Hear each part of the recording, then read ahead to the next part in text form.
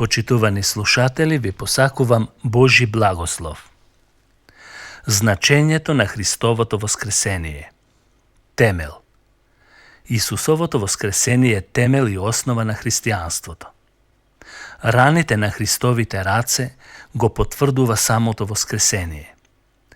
Врз оваа вистина се втемелени нашата вера и нашата надеж. Во тоа се состои длабочината на човечкиот живот за кој апостол Павле не можел ни да сонува дека еден ден ќе биде проповедник за самото воскресение. Пред тоа тој со голем жар ги прогонувал тие што верувале во живиот и воскреснатиот Исус.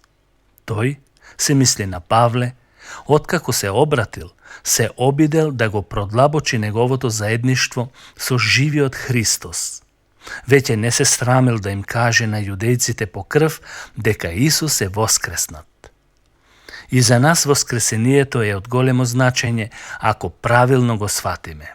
Тоа ни дава сила и мотив за живење. Колку ќе го разбереме, ќе зависи од нашата посветеност кон оваа тема и начинот како пристапуваме општо кон животот, кон Библијата и кон Бог.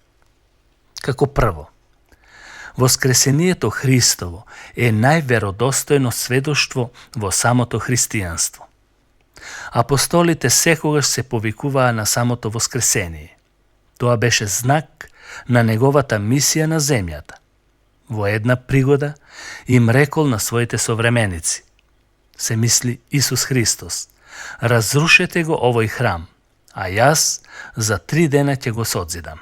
Евангелие според Јован, 2 глава, 19 стих. Овие зборови не им беа откриени на сите, туку само на оние кои веруваа во неговата порака. По некое време му побарале знак и овластување за неговата служба. Тој им го посочил пророкот Јона и им рекол дека тој треба да умре, но на 3-тиот ден да воскресне. На овие изјави непријателите негодувале и сметале дека зборува неприлични зборови, но во секој случај го обезбедиле гробот за да не дојде до некои непредвидливи ситуации. Римските војници го запечатиле гробот со голем камен, а истите тие испред влезот и наоколу го чувале. Гробот е запечатен и никој не може таму да се доближи. Сигурноста на Римската империја лежи во силната војска. Во сите тие сигурносни потфати, Исус Христос воскресна со толкова прецизност, што успеал дури и неговите посмртни облеки да ги сложи уредно, каде што лежело неговото тело. Не постои ни едно посигурно, поверодостојно човечко сведоштво, кое би можело да биде помоќно од воскресението на Исус Христос. Ако тоа е лага, и историјата би била лажна, а и сите други сведоштва, сите други судови би биле втемелени на лага. Сите криминални дела би биле осудувани со слаби сведоштва, отколку што е сведоштвото за Христовото воскресение. Со воскресението се потврдува вистинитоста на неговото учење, Божјата сила откриена во него и сите моќни дела извршени пред него. Ова е вистински предизвик во борбата против атеистите и колебањето за таа вистина. Само живиот Исус може да ги исполни потребите на празниот човечки живот. Како второ, Христовото воскресение е печат на делото на неговиот откуп. Тој отиде во гробот како еден од најголемите разбойници, осуден во наше име и натоварен со нашите гревови и беззаконие врз себе.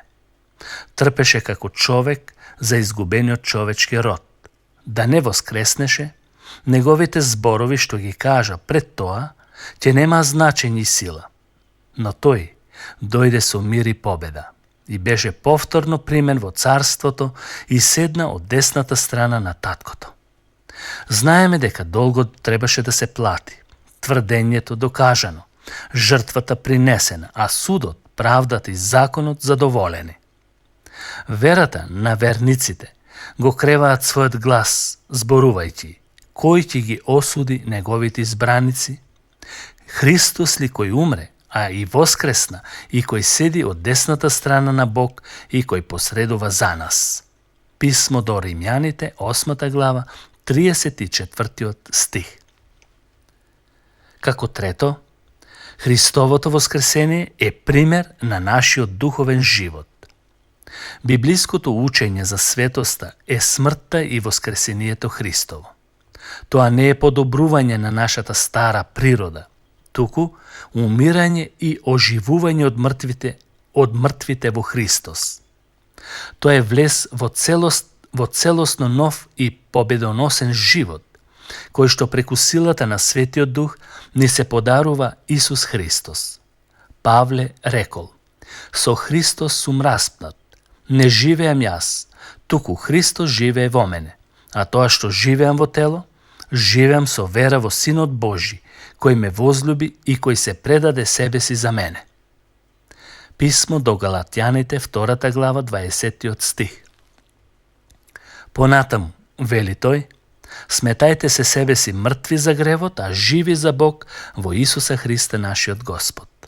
Тоа е вистинскиот нов живот и духовното крштавање преку Светиот Дух. Преку новиот живот ја добиваме и светоста.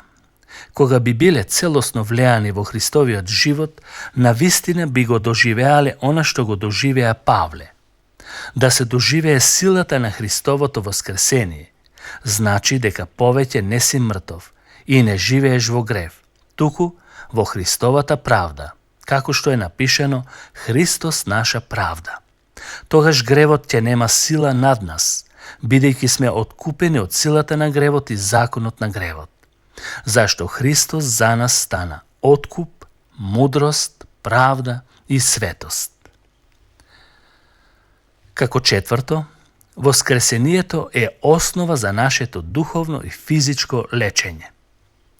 Апостол Павле вели: Исус воскресна физички, а ние сме органи на неговото тело, негово месо и негови коски.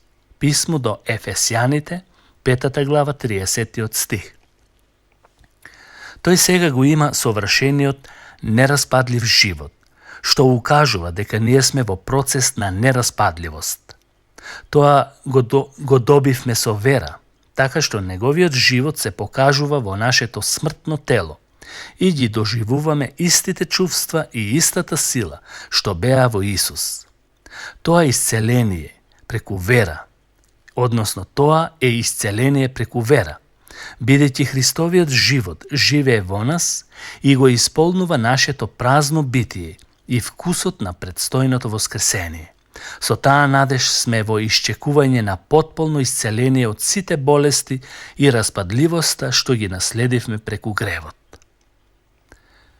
Како пето, воскресението е залог или гаранција на изворот на бескрајната сила и љубов. Павле се молел во Ефес верниците да ја знаат надежта и богатството на неговата сила помеѓу светите и огромната негова моќ кон нас кои веруваме. Ова дејство Бог го покажа во Христос кога го воскресна од мртвите. Кога сме свесни дека оваа сила и љубов и нам ни се дава, тога се полниме со голема радост и сила за победоносен живот. Ова наследство што го имаме во Христос не пропаѓа никогаш. Оваа сила ја црпиме директно од небото. Без воскресението не можеме да си замислиме среќен живот, љубов, заштита, помош и сила. И воскресението, како шесто, е учество за нас верниците во првото воскресение.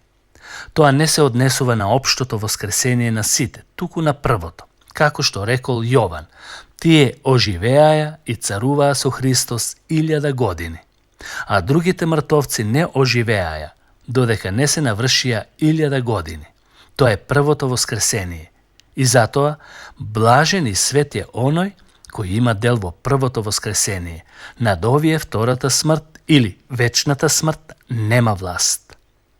Втората смрт е вечната смрт, каде што нема можност за покаяние, а првото воскресение е вечниот живот. Според Павле, ќе се случи голема преобразба на ова распадливо тело. Сите верници ќе се облечат во нераспадливоста, зашто распадливото не може да го наследи нераспадливото. Ова е блажената надеж што не очекува во иднината, кога Христос ќе дојде по својата црква. Да, тоа е волјата на мојот татко. Секој што ќе го види Синот и поверува во Него, да добие вечен живот, и јас ќе го воскреснам во последниот ден. Стремете се кон оваа цел и имајте ја оваа надеж, бидејќи копнежот за воскресението е копнеж за вечноста и вечниот живот. Амин. Бог да ве благослови.